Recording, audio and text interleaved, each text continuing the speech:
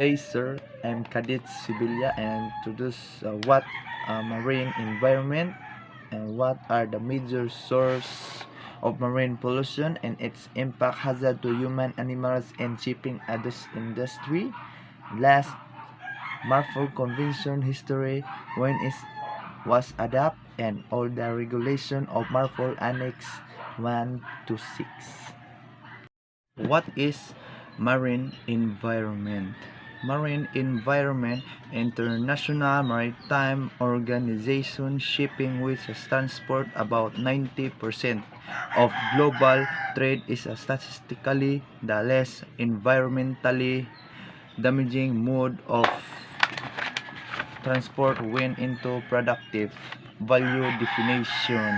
Marine environment are those in the world seas and ocean below mean high tide mark. Marine environment relate to the ecology of near shore, offshore, and deep water zone of the ocean. What are the major sources of marine pollution and its impact hazard to human, animals, and shipping industry? Number 1. Non-point source pollution. Runoff. NPS pollution is a case by rainfall or snowmelt moving over through the ground. As the runoff moves, it picks up and carries away natural and human-made pollutants, finally depositing them into lakes, river, wetland, coastal water, and groundwater. Non-point impact to the humans.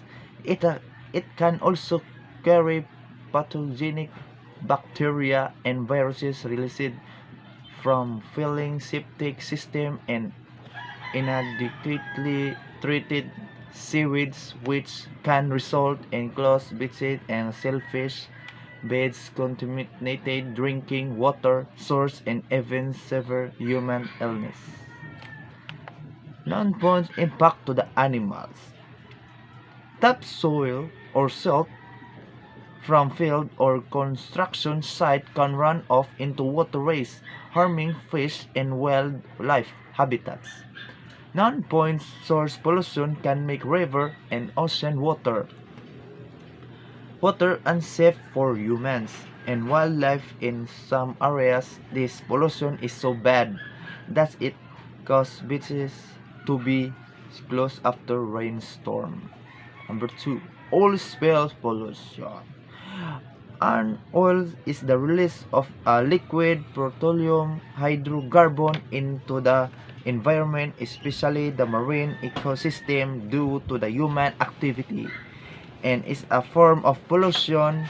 The term is usually given to marine oil spills, where oil is released into the ocean or coastal water, but spill may also occur on land. Oil spill impact to the humans. Studies of biomarkers have uncovered irreversible harm to humans exposed to oil and gas from spills. This effect can be grouped into the respiratory damage, liver damage, decreases immunity, increased cancer risks, reproductive damage, and higher level of some toxic hydrocarbons and heavy metals. Oil spill impact to the animals. Oil spill also can be deadly for blue whales, gray whales, humpbacks, and other species. Exposure to toxic oil foam has been recognized to kill whales and dolphins even years later, according to the Center for Biological Diversity. Oil spill impact to the ship. Shipping with the oil spills into open water and often interferes with the shipping routes. The oil from the spill can damage ships and spread the spill even further. In many cases, ships are ordered to bypass areas affected by spills. Number 3. Littering pollution. Marine litter consists of items that have been made or used by people and deliberately discharging into the sea or rivers. or on beaches but indirectly to the seaways, rivers, sewage, storm water, or rain. Accidentally lost, including materials lost at sea in bad weather, fishing gear, cargo, or deliberately left by. Literary impact to the humans.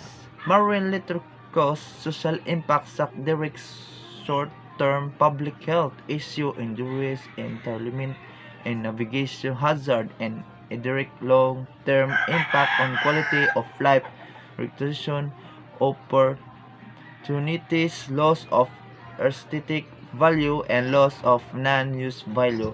Literary impact to the animal. Fish, sea birds, sea turtle, and marine mammals can become entangled in or engage plastic debris, causing suffocation, starvation, and drowning.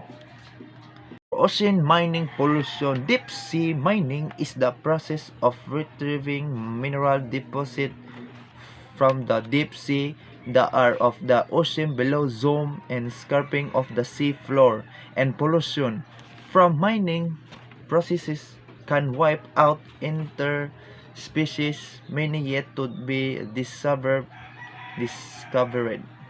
Ocean mining impact to the animals. Species such as whales, tuna, and shark could be affected by noise, vibration, and light pollution caused by mining equipment and vessels, as well as potential leaks and spills for fuel toxic. Marpol Convention history adapted and regulation Marpol Annex 1 to 16. In 1970, IMO adopted the International Convention for Prevention of Pollution from Ships, now known universally as Marpol, which has been amended by the protocols of 1978 and 1997 and kept updated with relevant amendments. The Marpol Convention addressed pollution from ships by oil, by noxious liquid substance, carried bulk, harmful substance carried by sea, and packaged from sewage, garbage, and the prevention of air pollution from ship. Marpol has greatly contributed to significant decrease in pollution from international shipping and applies to 99% of the world's merchant tonnage. Annex 1 Oil. Marpol Annex 1 is the first implementation made by Marpol 73-78 in October 2, 1983. One of the most important international marine environment convention. The convention was designed to minimize pollution of the seas from ships. Annex 2 NLS carriage of noxious liquid substance in bulk. Marpol Annex 2 regulation for the control of pollution by noxious liquid substance in bulk sets out a pollution categorization system of noxious and liquid substance. Annex 2 came into April 6, 1987. Annex 3 harmful substance carried in package from July 1, 1992 and includes general requirements for the issues of detailed standards on packing, marking, labeling, documentation, storage, quantity, limitation, exception, and notifications for preventing pollution. Marpol Annex 4 Sewage. Annex 4 contains a set of regulations regarding the discharge of sewage into the sea from ship, including regulation regarding the ship, equipment, and system for the control of sewage discharge, the prevention of port reception facilities for sewage, and requirements for survey and certification, came into the September 27, 2003. Marpur Annex 5 Garbage. Marpur Annex 5 seeks to eliminate and reduce the amount of garbage being discharged into the sea from ship unless expressly provided otherwise. Annex 5 applies to all ship will means all ship of any type whatsoever operation in the marine environment, from merchant ship to fixed or floating platform to non-commercial ship like a pleasure craft and yachts, and terms include all kinds of food, domestic and operation waste that are likely to be disappointed of during. Marpol Annex 6 Air Pollution. The international air pollution requirements of Annex 6 establish limits into nitrogen oxides, no emission, and require the use of fuel with a lower sulfur content, protecting people's health and the environment by reducing ozone producing pollution, which cause smog and aggravate asthma. Came to May 19, 2005.